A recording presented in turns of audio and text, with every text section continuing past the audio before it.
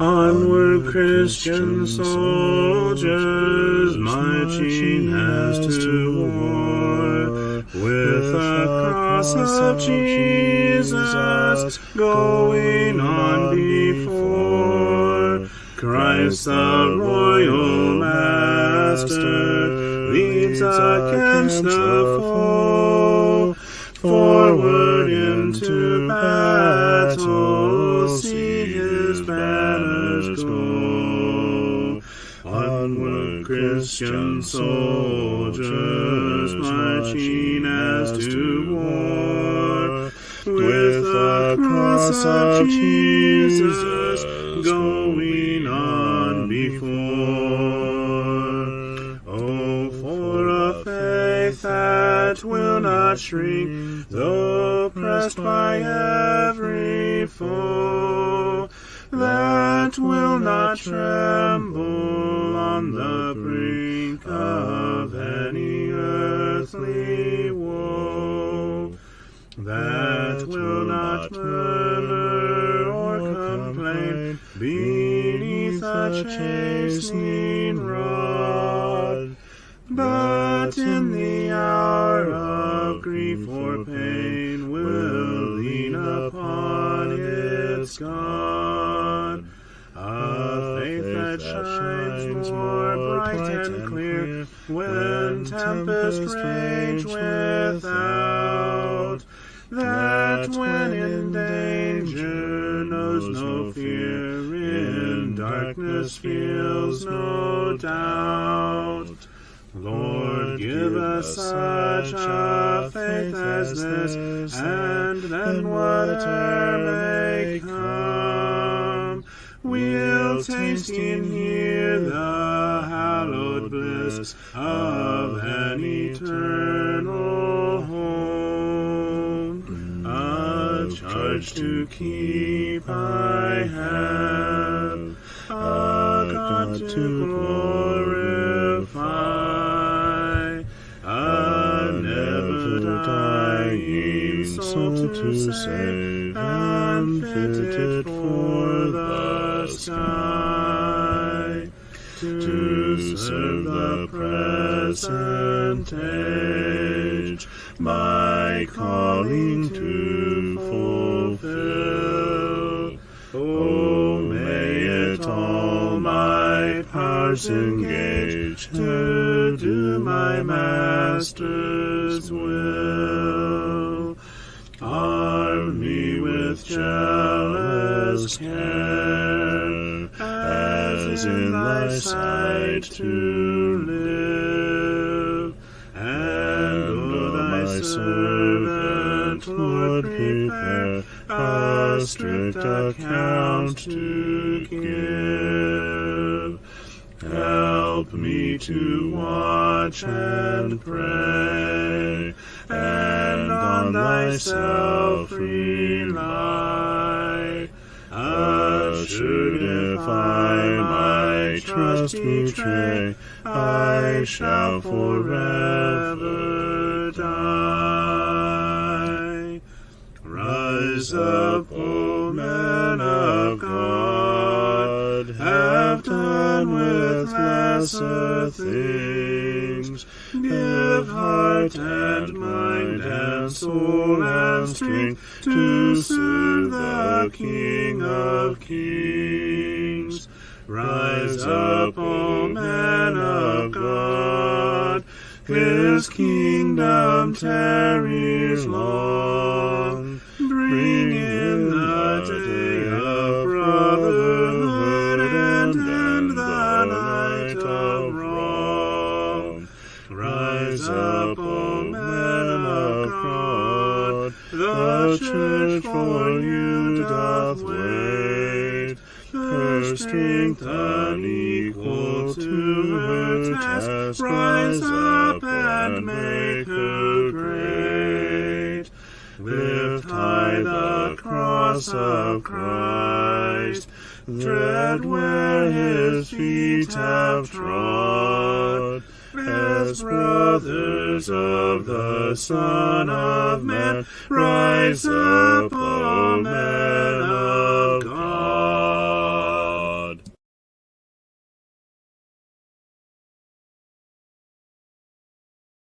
Good evening and let's edify.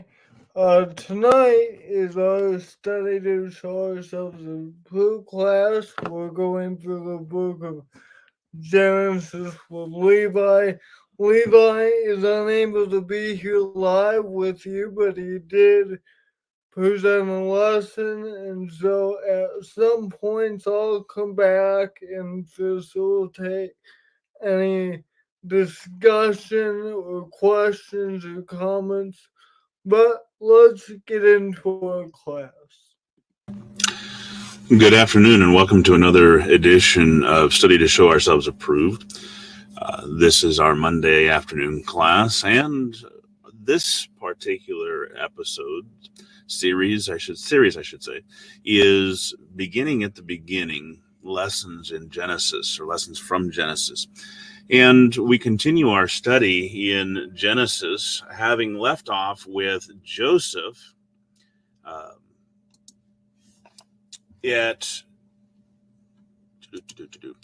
having left off with Joseph being the second in command over Pharaoh, or over all of Egypt. Pharaoh here in verse 40 of chapter 41, Genesis chapter 41 says, "Thou shalt be over my house, and according to thy word shall all my people be ruled. Only in the throne will I be greater than thou." And so Joseph has risen from slave to second in command over all of Israel. And this is after having been able to interpret Pharaoh's dream and provide wise counsel. Now, then we find that 7 years of plenty, as Joseph had interpreted, as he had prophesied through the interpretation of the dream of Pharaoh, occurs. 7 years of plenteousness that was in the land of Egypt were ended. So they went all about, and throughout those years, Joseph has been gathering much corn as the sand of the sea, very much until he left numbering, for it was without number. Everyone in the land of Egypt were required to lay up about a fifth of their produce. So Pharaoh bought a fifth of commanded a fifth of the tax, if you will, a fifth of the produce. I'm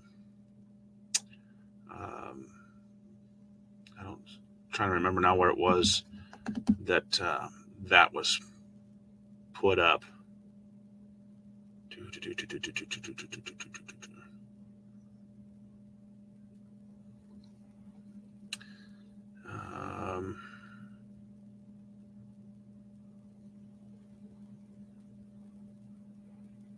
There it is.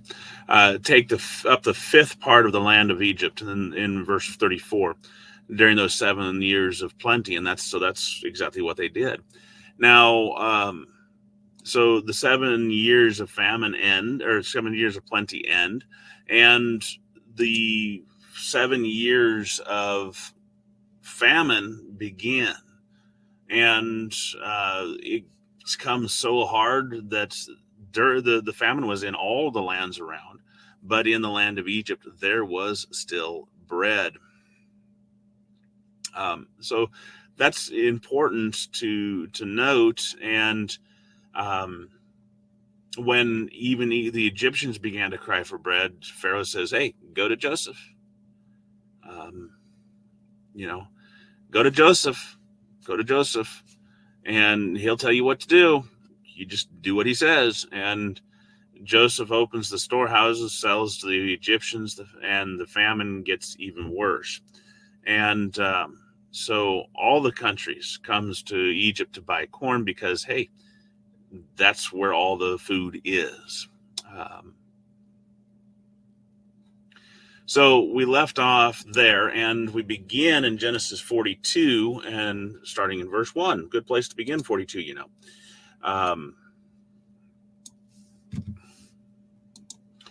Now Jacob sees that there's land in the corn of there's corn in the land of Egypt, and he says, "Hey, get off your duffs and go down to Egypt. Why are you just sitting there looking at one another? They're starving. Get up and go. Hey, there's land in Egypt. Go down there. Get us some corn." go buy us some so we can live and not die. So 10 of Joseph's sons go down to Egypt. Now remember, Joseph is already down in Egypt, and so that leaves only 11 sons of the 12 left. And Jacob has been mourning all this time for Joseph, and it's been a good number of years. Remember, Joseph. I want to bring this point out too. Joseph was 17 years old when he went was roughly 17 years old when he went to search for his brothers, and he was sold into slavery. And here in Genesis 41, what we see is that Joseph is now 30 years old. That means that for the last 13 years, he has been a slave. And then on top of that, you add another 7 years of plenty and 1 year of famine before all of this starts happening. Now, so he says, go down there and buy grain for us so we can live and not die. So for at least 20 years now, a minimum of 20 years, if not 21 years, Jacob has not seen Joseph. He believes that Joseph is dead. So does, by the way, his brothers. They have come to believe in their own lie that Joseph is dead. But Benjamin, we see, is kept back because he said, I don't want mischief to befall him. He's the last son of Rachel. And so, and remember, Rachel was Jacob's favorite wife. And so the sons come to Israel to buy corn, and Joseph, being governor, he's selling all this corn. So Joseph's brothers have to go to him in order to purchase the food, because remember, what does the Pharaoh say? Got to go to Joseph, and what he says, you're going to have to do. So they come to Joseph and they bow down themselves before him with their faces to the earth. This verse is very important because it is the fulfillment of a prophecy that we had just a few chapters before. That is, Joseph dreams a dream and he tells it to the brethren. They hated him all the more, or they hated him yet the more. And he says, here's the dream. Listen to it. Behold, we were binding sheaves in the field, and my sheaf arose and also stood upright, and behold, your sheaves stood round about and made obeisance to my sheaf. So Genesis 35:7-5 and through 38 basically is fulfilled in 42. I need to get that passage again real quick. 37:5. Let me put that here because I'm done with that. 42 verse 6. So we'll put that right here. Genesis. Hey, you get back here.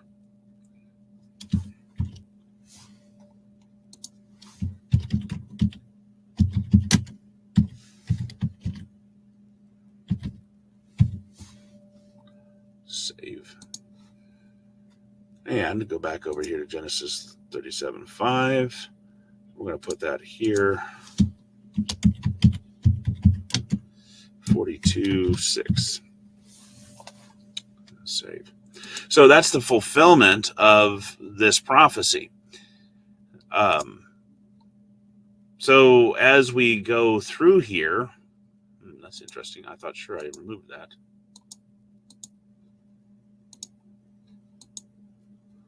Oh, I did that, didn't I?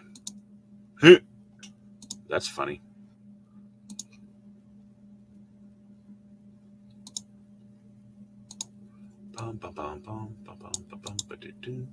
Cut. And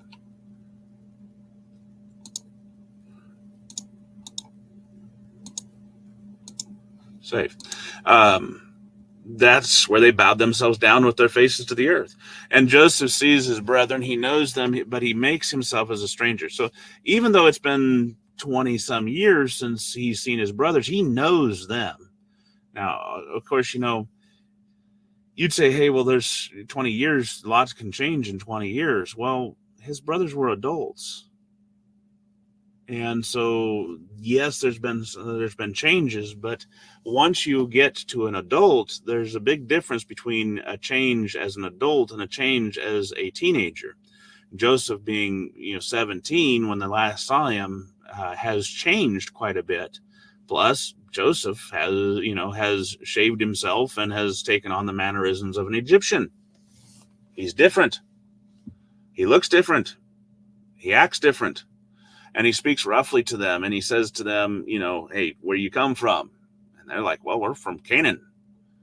And it is such an important fact that the Bible mentions it not once, but 2 or 3 times, that Joseph knew his brethren, but they do not know him.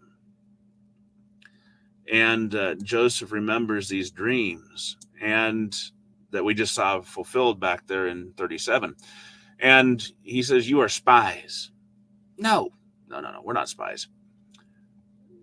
And he says, but he assures them, you are spies. And they're like, no, we're servants. We're 12 brethren, sons of one man in the land of Canaan. And behold, the youngest is this day with our father, and one is not. So this here shows you that they have come to believe in their own lie. They have lied for so long, saying that Joseph is dead. What with the blood-stained robe of many colors, coat of many colors, that they have come to believe their own lie. The important lesson there is, the more you tell yourself a lie, the more likely you are to believe that lie until it becomes your truth. Is it the truth? No, absolutely not. It's a lie. But they became to believe that Joseph was not. Joseph was dead. Joseph says unto them, see, that's proof. You are spies. How can you say you're 12, you're all one brethren? Well, here you go. You're going to have to bring your youngest brother here. One of you guys go back and get him. And, just, you guys can sleep on it. So he throws him in prison. And so he leaves them there in prison for 3 days to think upon this problem. Then he brings them out and he says something that they don't catch. They don't, that's kind of weird for him. He says, this do and live, for I fear God. I fear God. That should have been a hint to them that they were not speaking to an Egyptian, but to someone else. But, I mean, you would have thought it would be anyway. Because it says, I fear Elohim. I fear, and he uses the Jewish name for God. He doesn't say, I fear Ra. I don't fear Ammon. I don't fear, any one of those other ones. He says, I fear God. I fear Elohim.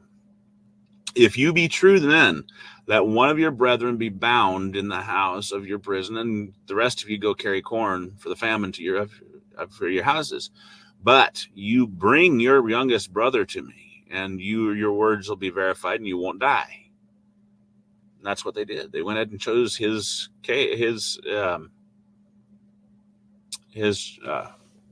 counsel. And they're talking amongst each other as they're deciding this, and they're like, this is our sin come back on us. This is the consequence of our sin. We are guilty concerning our brother. We saw the anger, and therefore is this distress come upon us. And Reuben says, didn't I say unto you, do not sin against the child? You wouldn't hear me. Didn't I tell you? And so also his blood is required. So again, this phrasing indicative they believed that Joseph was dead and his blood was upon them. His sin, the sin of his death was upon them.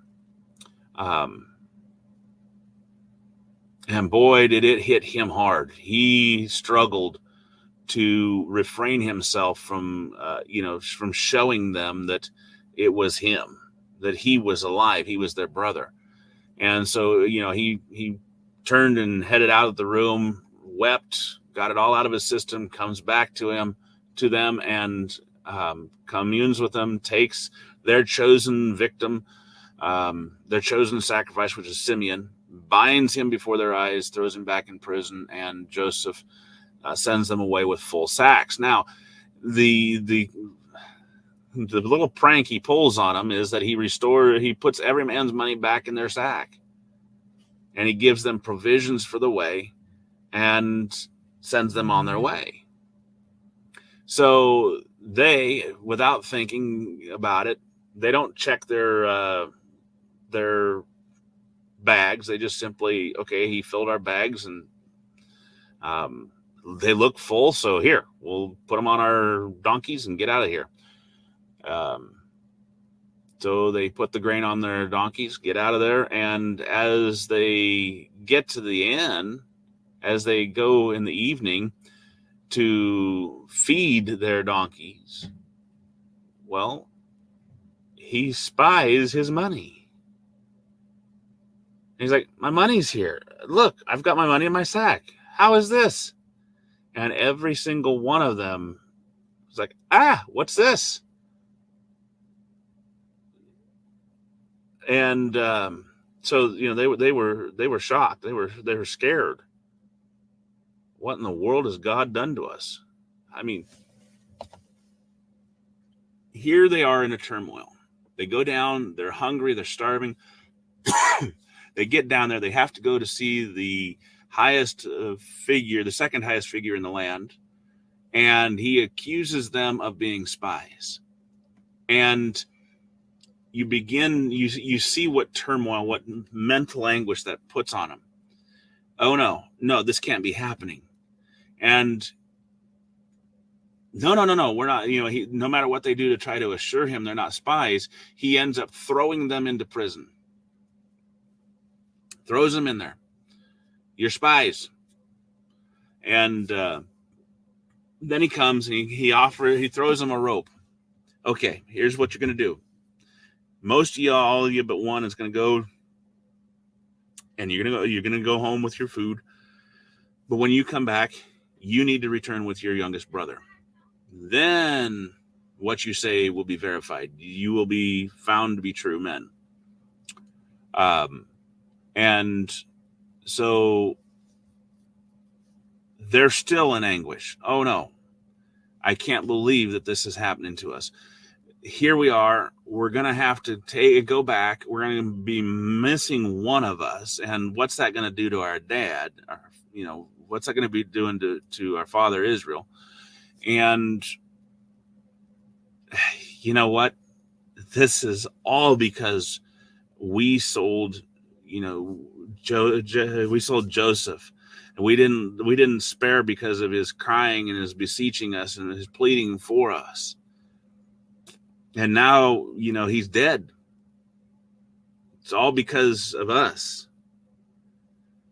And then they load up, they're headed home, and suddenly, hey, here's my bag of coins. My money's back in my sack. How? What happened? And so, what in the world is God doing to us? And you can see it in their mind that this is just causing them more anguish because they don't understand what's going on. And this is just, to have all of this going on at one time is just really overloading their senses. What is this that God's done to us? So they get back home to Jacob and tell him what happens. And they say, hey, this man, the Lord of the land, spoke roughly to us, took us for spies, threw us in prison. We told him we're true men. We're not spies. We're 12 men. One's not. The youngest is with our father. And the man says, you're going to have to, you're going to have to leave one of your brethren here with me. Take food for the famine, go. When you bring your brother back, on your youngest brother, to me, then I shall know you're not spies, but that you're true. And so I'll deliver you your brother, and you shall traffic in the land. Okay, so they get done telling that, which, what's that going to do to Joseph? He's already not wanting to let Benjamin go, and now Simeon's down in Egypt. And it comes to pass, as they empty their sacks, every man's bundle of money was in the sack. So in other words, they just basically, their idea, they're thinking here, oh no, now he's going to accuse us of stealing these provisions.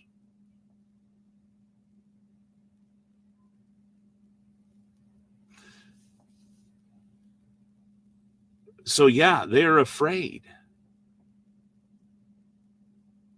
What in the world? All of our money's in the sacks. Now, and all this is going on. Now we're not just going to be accused of being spies, but we're going to be accused of being thieves. Jacob said, their father says unto them, you've bereaved me of my children. Joseph's not, Simeon's not, and now you're going to take Benjamin away. All these things are against me. And so Reuben speaks up and says, hey, slay my two sons if I don't bring him back to thee.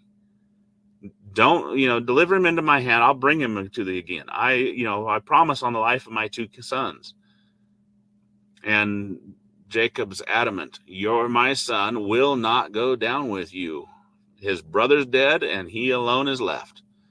So if something was to happen to him on the way, then I'm going to, you're going to kill me. So we leave off in chapter 42 with there being no way that Jacob is going to allow Benjamin to go to Egypt. Any questions?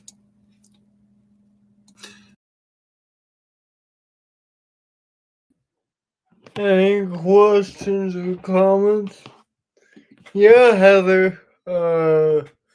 I never caught that about Joseph using Elohim as well. Well, that's a good point. And also, I was impressed with the fact that this was weighing on their conscience. What they did 20 years ago to Joseph has been weighing on their conscience ever since, because when they're put into prison, they say, God's got his revenge. And so imagine 20 years on your conscience, we sold Joseph and we lied about it. And I really like Levi's point too, that they've been lying to themselves enough that they too believe he is now dead.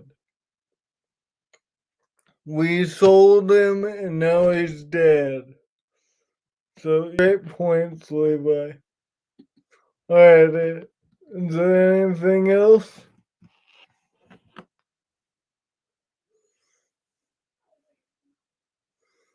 Alright, let's move to the next chapter. So we continue then in 43. And the famine was sore in the land. And it came to pass, when they'd eaten up all the corn that they brought out of Egypt, their father says, hey, go again, buy us a little food. And Judah says, did you forget?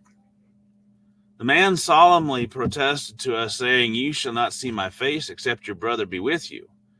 So if you're going to send us Benjamin with us, we'll go down and buy food. But if you're not going to send him, we will not go down. For the man said unto us, you shall not see my face, except your brother be with you. Israel says, wherefore deal you so ill with me as to tell the man whether or not you had another brother? What in the world did you open your mouths for? Why?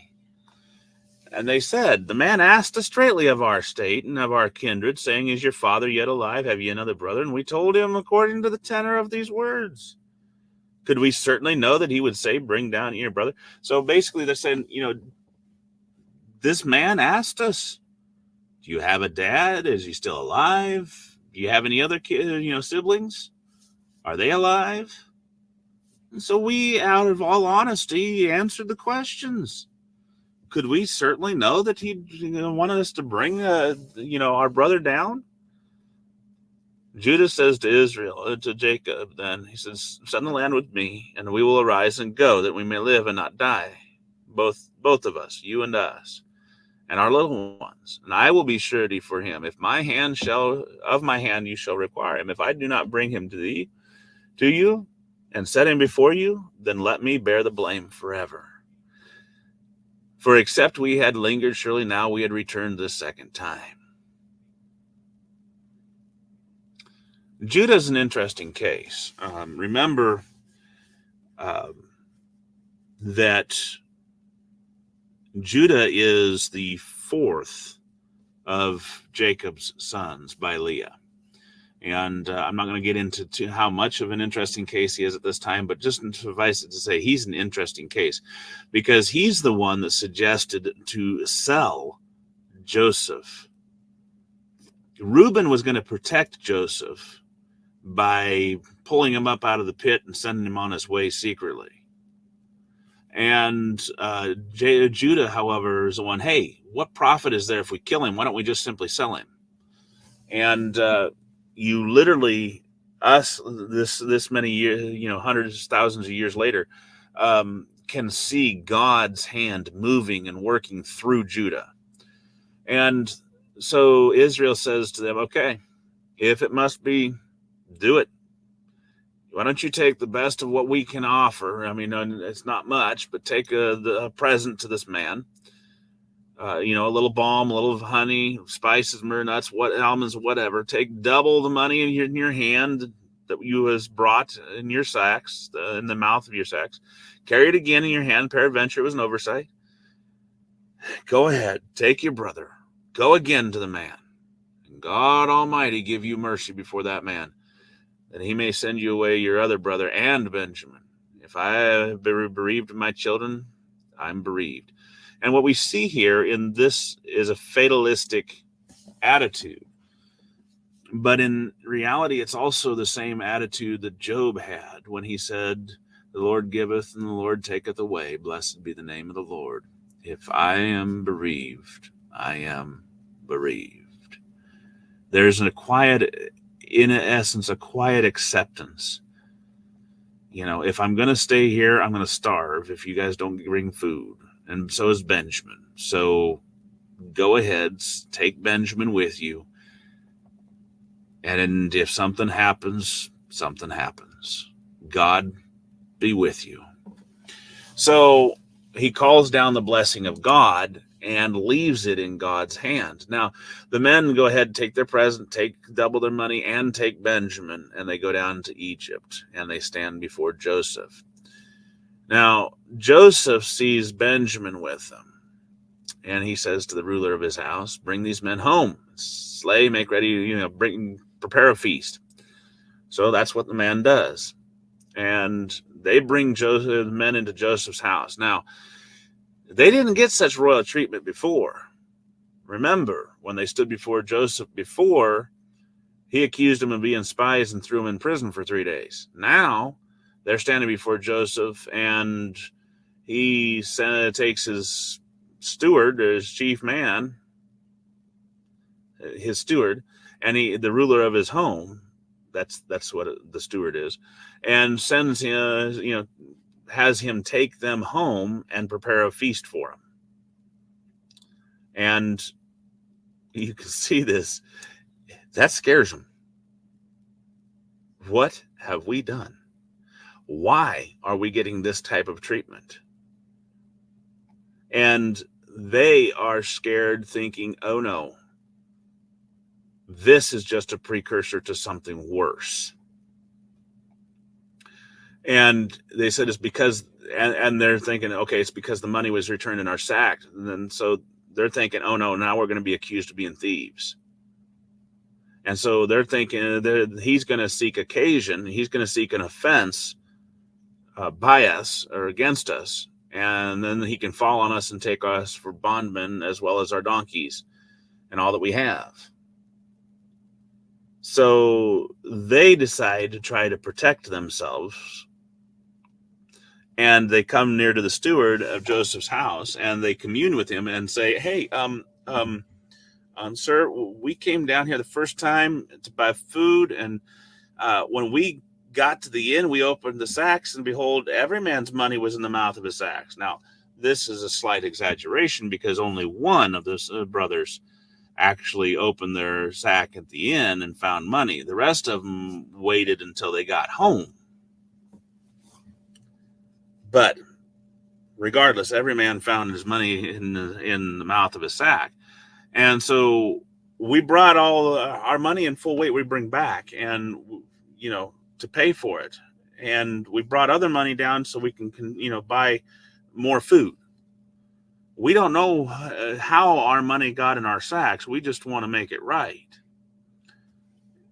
And he says, shut up. You don't need to worry. It must have been something from your God, because I already had your money. So shut up and don't worry about it. And so now he brings Simeon out to him. Now, it's interesting. Simeon's been there all this time and still hasn't figured out that Joseph is Joseph.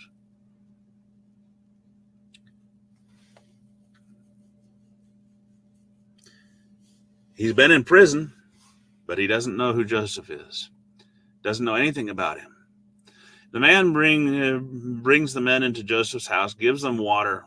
They wash their feet. He gives feeds their animals. They make ready the present against Joseph when Joseph comes at noon, for they heard that they were going to feast there. And Joseph comes home from his work. They bring the presents which was in their hand into the house, bowed themselves to him to the earth. Again, what do we have? We have that same prophecy in Genesis 37 and verse 5 through 8 being fulfilled. No, this is not the one, the final one, but it still is that same prophecy.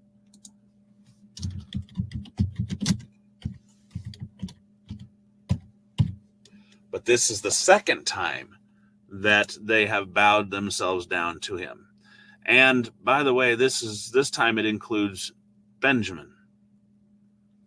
So he asked after welfare, asked after their father, and they respond in honesty. It's good health. He's yet alive. He's, tell him that yes, he's alive, and they worship. They give him the reverence or the respect that he's deserving. And so he lifts up. He looks upon him and he sees his brother Benjamin, and he said, "Is this your younger brother of whom you spake?" And of course they answer yes. And he says, "God be gracious unto thee, my son." And then he excuses himself really quickly and gets out of there. Joseph made haste. That means he practically runs from the room, because he wants to fall upon and wants to hug and kiss and cry upon his brother. So he runs, gets out of that room, goes to his bedchamber, and he weeps. Entered into his chamber. And so once he gets it all out of his system, when he can control himself, just like he did the previous time they came down, he washes his face, he goes out, he refrains himself. controls himself and says, "Set on bread." So they have their feast. Now, this is where another hint should be that they're not dealing with an Egyptian. Why? Because the Egyptians do not eat with Hebrews.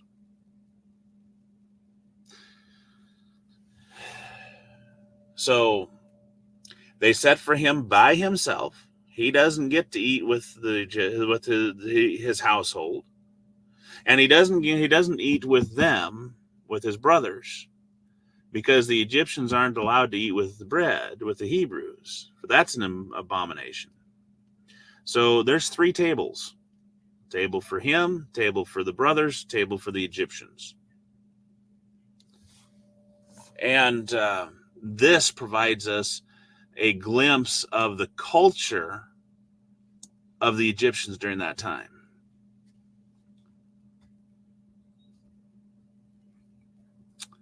And so they set before him, and so then they bring the food in, and they set before each person food according to their age. So they sit food before Reuben first, and then all the way down to Benjamin. And what stuns the brothers is that here we have them that they are setting this without asking their ages.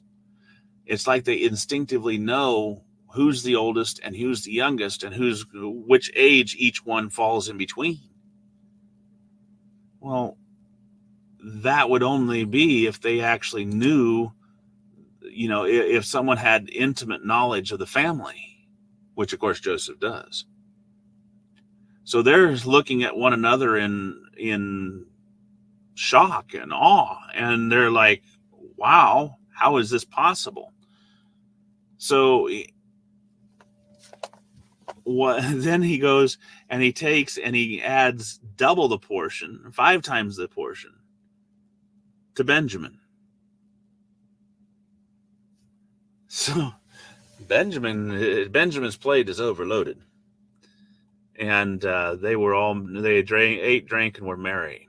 So, any questions or comments over this chapter 43? Any questions, comments on 43?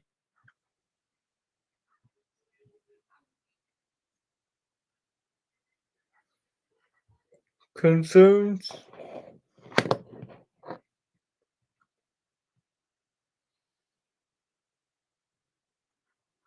I really like the point that Levi brought out again with the custom, and the brothers should have known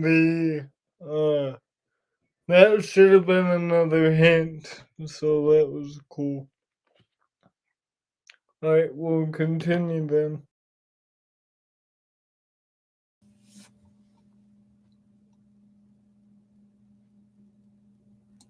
Okay, Genesis 44.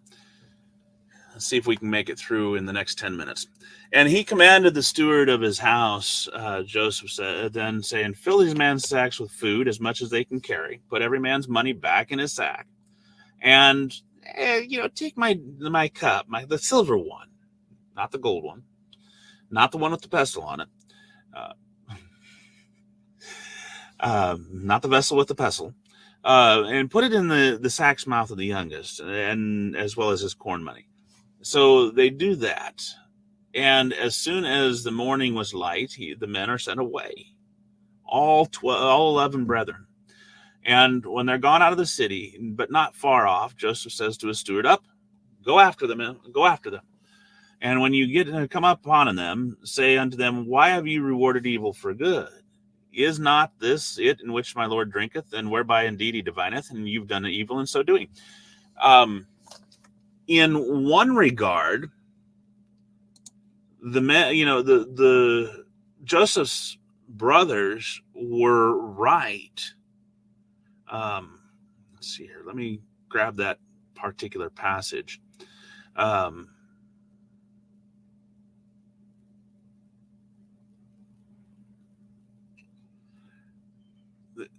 he did invite them to his home that he might seek occasion for him because against them, because that's what we see right here.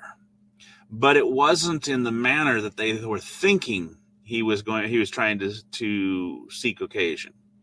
You know, they were thinking in a bad way, in a way that would end up with them all dead or imprisoned, you know, as slaves themselves.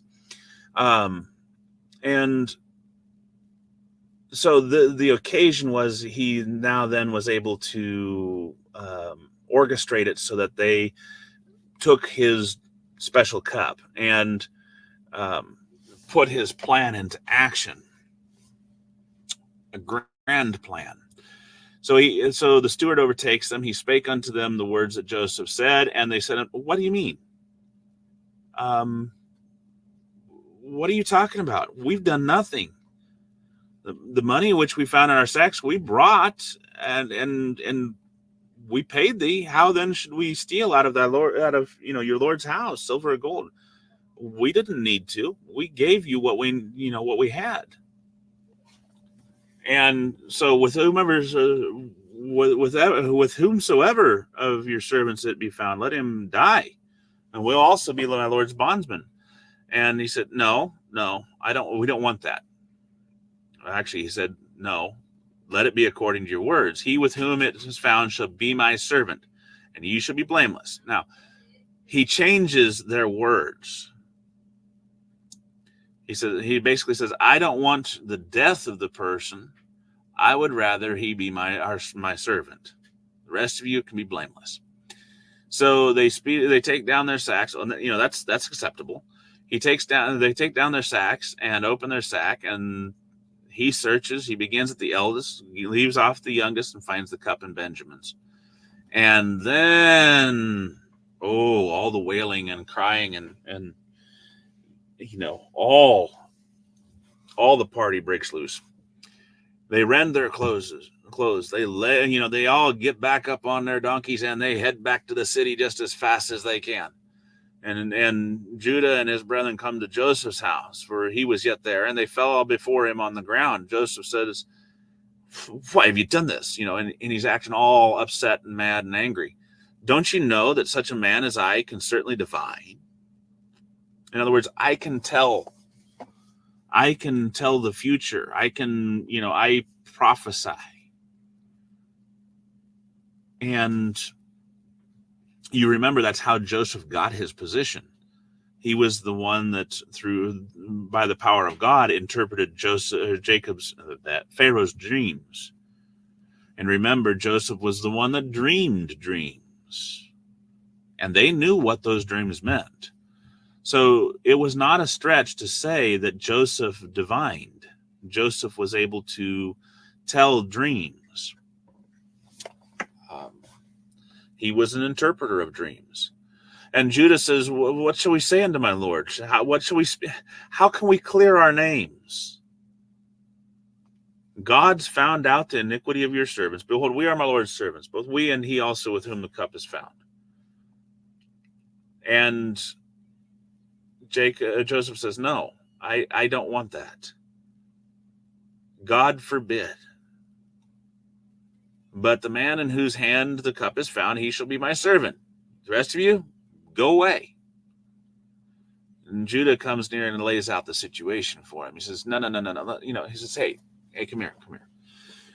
Let me speak a word in your ears here.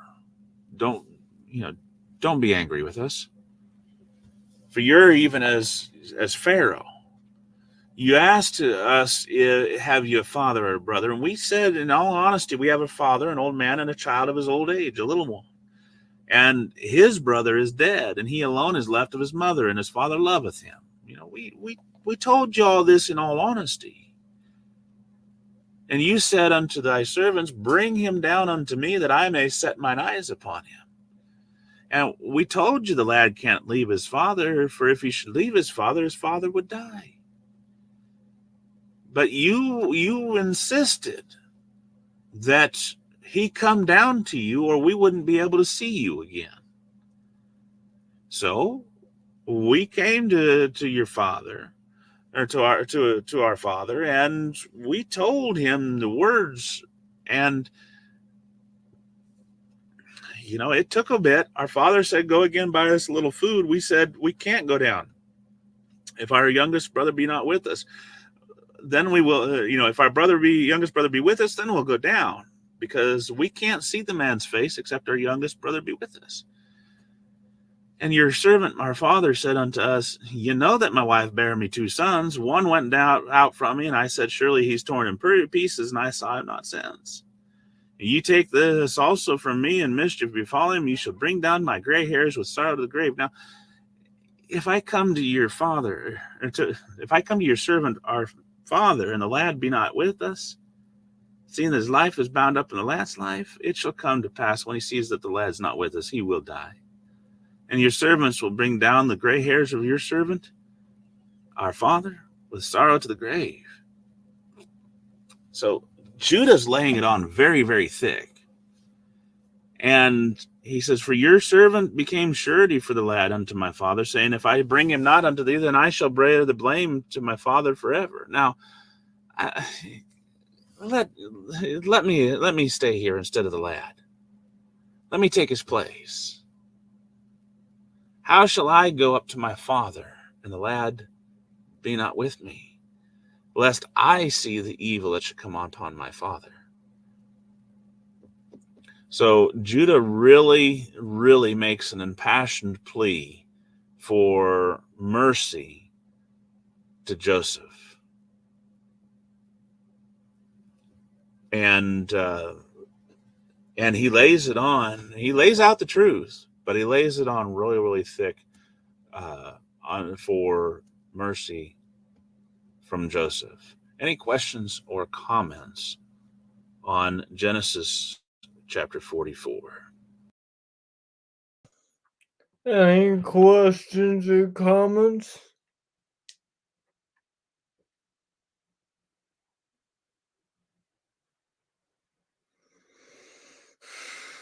We really do see the developing character of the brothers, who instead of leaving Benjamin like they left Joseph, now they're willing to sacrifice the Benjamin.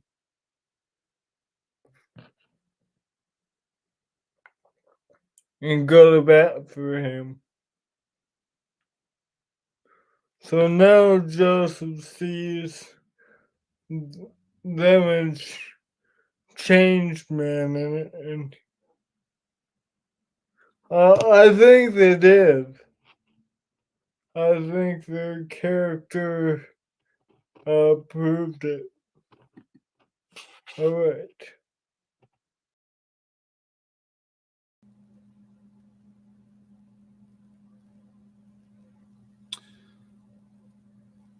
All right. Our time is up. I don't have enough time to go through the rest of it. So with that, I want to thank you for being with us for another episode of Study to Show Yourselves Approved unto God, workmen that needeth not be ashamed, handling aright the word of truth. I should say, studying to show ourselves approved unto God, workmen that needeth not be ashamed, handling aright the word of truth. For that's what it is that we strive to do. 2 Timothy chapter 2, verse 15 is where we get our authorization for that. This has been another lesson in the series of Beginning at the Beginning, lessons from Genesis.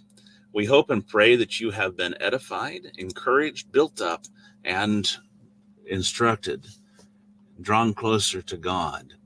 Won't you, as you go through your day, continue to meditate upon this and these lessons? And won't you also study to show yourself approved? God bless in your